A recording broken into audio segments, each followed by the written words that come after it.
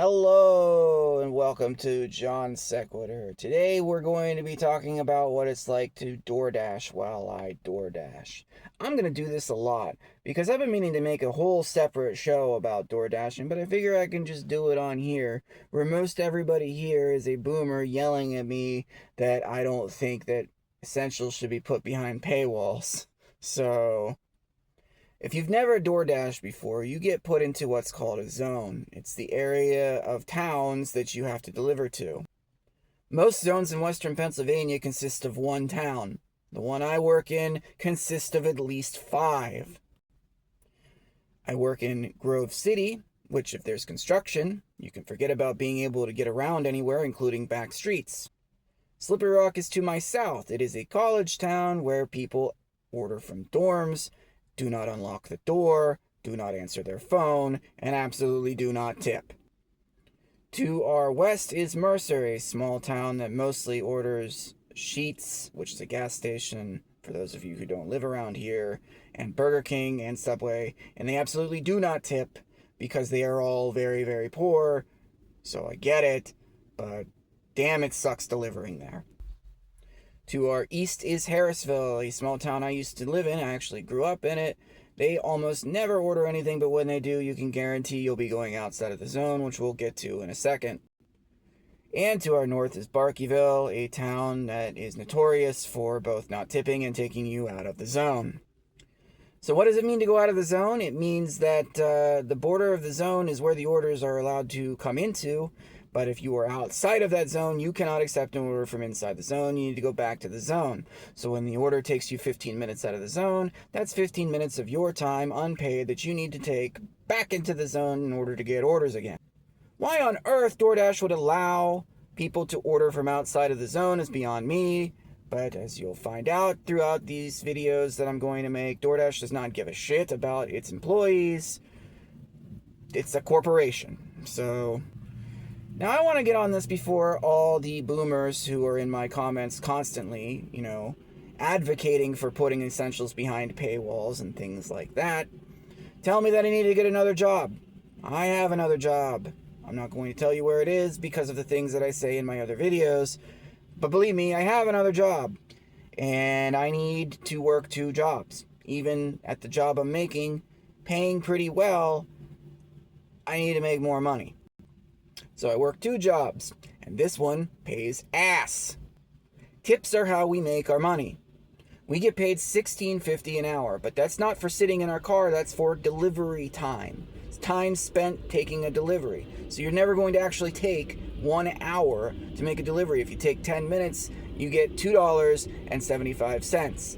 That is why so often I get orders that are 15 miles away that are $3 or $4. People think that they're tipping us for doing a good job. They're actually paying us to do the job. So when they don't tip us and we have a long distance, we're actually using our money and our time and our gas to deliver their food for them as a favor.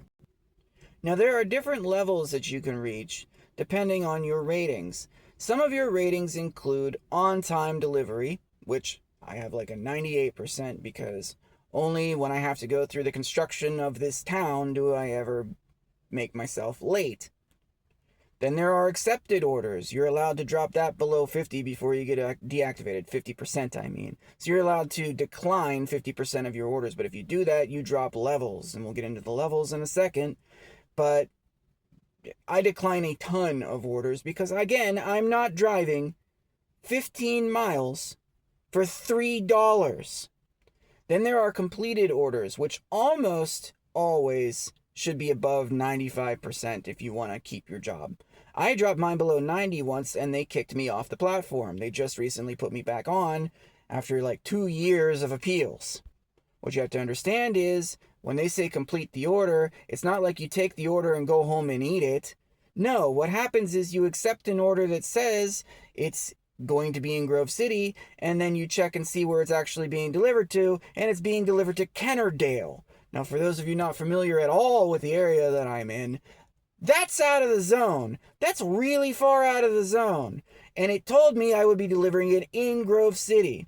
This app is buggy. The map feature really, really sucks. When you accept an order, it'll show on the map, it'll show a little spot where the restaurant is, and then a little house symbol as to where you're supposed to be taking it. But it lies. And when it lies, I have to cancel the order, which means that I did not complete the order, which drops my completion percentage. This is the argument that I got in, and it took me 2 years to finally get put back in here, which if you listen to this video, you might be wondering, what the fuck did you come back for? Because occasionally you can make money, and you make the money by working your way into the platinum status. The platinum status means that you have an over 95% completion percentage and an over 70% acceptance percentage. I was in the platinum, but I was dropped down to silver because I declined a $3 order that was 15 miles away. That's why I keep bringing it up. It really pissed me off. And again, these corporations do not care, so I'm just talking to other fellow drivers on here. And customers. You should tip us, because that's how we get paid. Anyway, my recent problem that actually takes place right now, the one that I'm having right now, and when I decided, you know what, it's time to do this video series, is that I was a Platinum Dasher, but I dropped down into the Silver status. One of the perks of being a Platinum Dasher is that if you drop down into the Silver status, there's something called the Platinum Pass, which allows you to go back to the Platinum status if your ratings drop below the necessary requirements. You have to deliver 200 orders under the Platinum status in order for this to take effect. Well, believe you me, I've delivered way more than 200 orders under the Platinum status. However, when I called support this morning, they informed me that no, that's not true at all. I showed them the numbers. They said it has to be only under Platinum status. There is no feature that tells you how many orders that you completed under each thing, just how many total orders you've completed, and I've completed over 2,500. I would assume that 200 of those were under Platinum status, but apparently not. And because I don't have Platinum status, I have to wait an hour for my dash to begin. Under Platinum status, you can just start. But under any other status, you have to wait for the zone to be busy or wait for a designated time. That time for me is 7 o'clock. I left at 6 this morning thinking I was going to get a jump on things, but nope, I'm not Platinum status anymore, so I can't do that.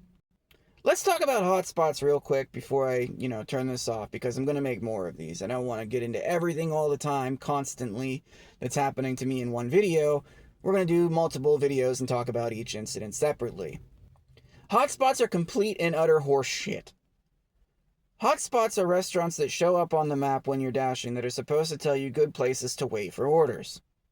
I'm at one right now. Behind me, right there, is the building Sheetz.